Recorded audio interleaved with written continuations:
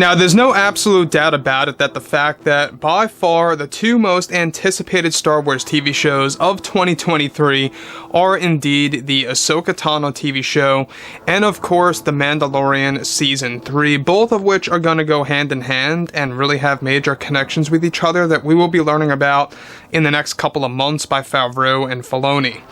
This is Mike Zero. Make sure to subscribe if you are new to the channel for future Star Wars updates. Also, by the way guys, make sure to drop a thumbs up on this video to support the channel. I thank you all so very much for the kind support. It is greatly appreciated. Now, even though we have Disney Plus Day and D23 on the horizon, a lot of Star Wars fans are also really looking forward to the fact that Star Wars Celebration is going to be the real event. That's going to be the big event that's going to have the most announcements, the biggest revelations for the Star Wars roadmap down the line, and exactly how it's going to be presented. So, given that, yes, Disney Plus Day and D23 will be pretty much, the two events for this year that will hold announcements, it's going to be nothing near what we will be getting, of course, at Celebration. Now, with that being said, what's even all the more exciting is, of course, the handful of Star Wars TV shows that Disney and Lucasfilm are currently developing, and ones, of course, that are currently in the pipeline that involve both Jon Favreau and Dave Filoni, and exactly what they're currently crafting behind the scenes when it comes to storyboards, scripts, etc., etc.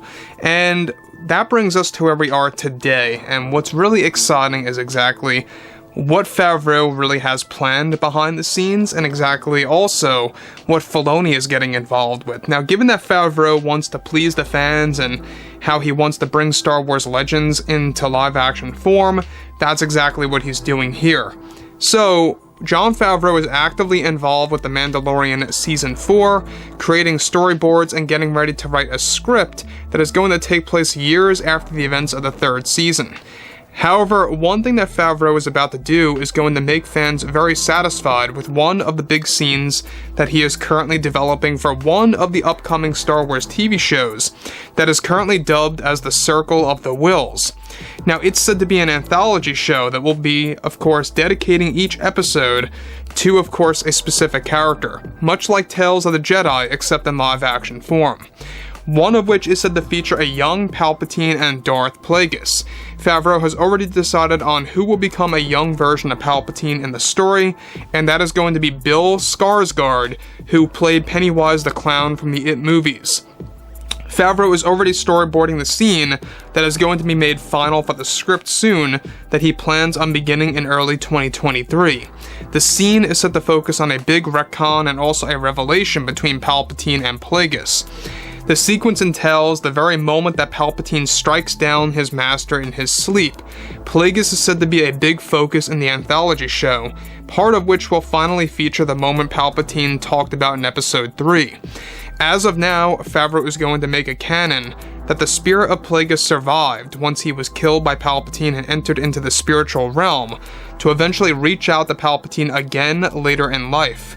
Now, let me pause here quickly for a second. Now, we talked about the Circle of the Whills a couple of weeks ago. This is a big anthology show that's currently in development that's going to be announced most likely at Celebration next year. It's not really slated for an announcement at D23 and Disney Plus Day, so it's looking more likely to be Celebration, given that they want to really get this out there by 2025 on Disney Plus. Now, the thing about this too is that I think anthology shows hold a lot more stability when it comes to Star Wars fans. And what I mean by that is, I think that it has a lot more beneficial aspects to the Star Wars fandom, because these types of shows allow people to just jump into the show at any point in time and to just watch one episode or watch this episode and see how they like it, and if they do, they can actually get involved with the show without actually following the entirety of the story. So anthology shows, given that each episode is going to be its own story and holding its own plot, that actually does give them an upper hand to be more flexible with what they want to do when it comes to pacing, when it comes to what they're going to reveal in one episode, and all of the like. That's what Favreau and Filoni are gearing up for when it comes to Circle of the Wills and Tales of the Jedi. Honestly, I will be honest here. Tales of the Jedi is probably going to be better than Star Wars Rebels. There's something about it that seems very attractive when it comes to the whole light side Dooku story, and a whole lot more related to Ahsoka Tano's backstory coming to light even more so. So that brings us to where we are today. Now, of course, Favreau is also about to set the show to actually be based well before the events of The Phantom Menace for the most part. The fans exactly, of course, will be informed on how Plagueis taught Palpatine the essence transfer technique to travel from body to body, and that part of this technique has to do with making a sacrifice. Now, part of this retcon will involve the fact that Plagueis knew he had to die in order for his spirit to actually escape, either to travel into another host or to enter the spiritual realm to join the dark side of the Force in a brand new way. Favreau is going to be revealing new secrets of the dark side in this show that will also involve a live-action version of Plagueis that Favreau wants to do with practical effects.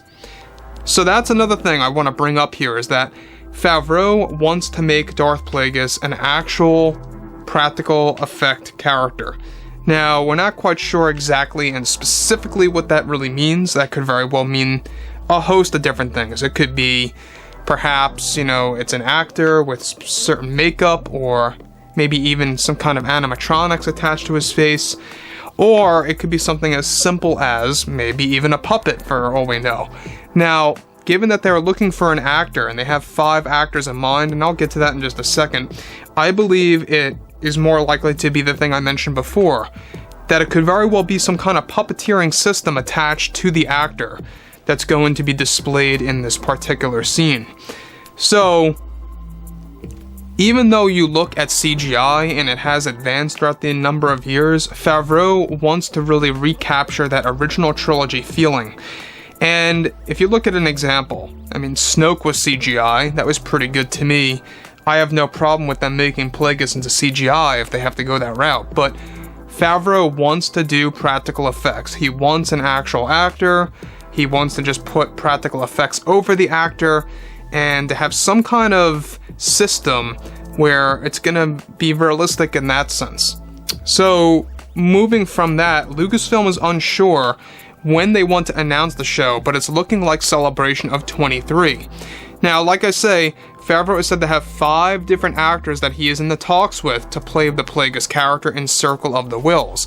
One of which is said to be an A-list actor. We're not quite sure exactly who he is just yet, but we will be learning more about that later in the year. The other 4 could very well just be unknowns for all we know, right? So I would like to know what you guys have to say about this, because it's a very complex, decision by Favreau. Who do you think would be the best to play Darth Plagueis? Let me know below in the comments, because as of right now, the 5 actors that Jon Favreau has in store is a mystery. We're not quite sure exactly who they really are just yet, other than the fact that one of them is an A-list actor. And I think that's the way to go, by the way. But anyways, let me know what you guys have to say about this below in the comments. And if you guys did enjoy the content for today, make sure to drop a thumbs up on this video to support the channel. I thank you all so very much for the kind support, and I'll catch you guys next time.